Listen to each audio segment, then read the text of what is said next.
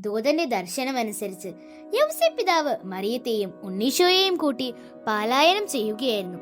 ഏറെ അപകടം പിടിച്ച ആ രാത്രി ഏതു നിമിഷവും പട്ടാളക്കാർ തങ്ങളുടെ മുൻപിൽ ചാടി വീഴാം എന്ന ഭയത്തോടു കൂടിയാണ് അവർ യാത്ര ചെയ്തിരുന്നത്. തണുത്ത് വിറയ്ക്കുന്ന ആ രാത്രിയിൽ ഏറെ ദൂരം യാത്ര ചെയ്തപ്പോൾ തളർന്ന് അവശരായ അവർ വിശ്രമിക്കാനായി ഒരിടം തേടി. ആദ്യം അവർ ഒരു വലിയ ഓക്കുമരത്തിന്റെ സമീപമെത്തി. ചില്ലകൾ താഴ്ത്തി ആ മരം തങ്ങൾക്കൊരു അഭയം നൽകുമെന്ന് യൗസേപ്പ് പിതാവ് പ്രതീക്ഷിച്ചു.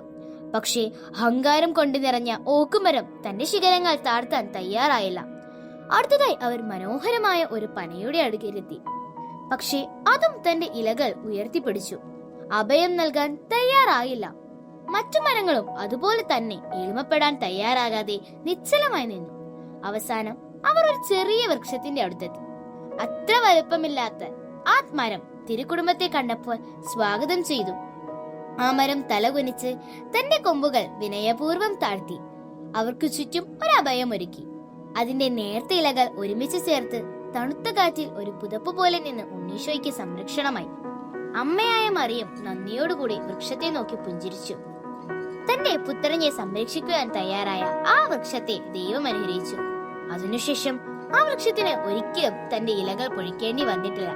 എല്ലാ കാലങ്ങളിലും വിശ്വാസത്തിന്റെയും വിനയത്തിന്റെയും നിത്യജീവിതത്തിന്റെയും അടയാളമായി ആ മരം ഒരു നിത്യഹരിത വൃക്ഷമായി മാറി. പ്രിയ കുട്ടികളെ, നിത്യഹരിത വൃക്ഷം നമ്മെ പഠിപ്പിക്കുന്നത് വിനയമാണ് യഥാർത്ഥ മഹത്വം എന്ന സത്യമാണ്.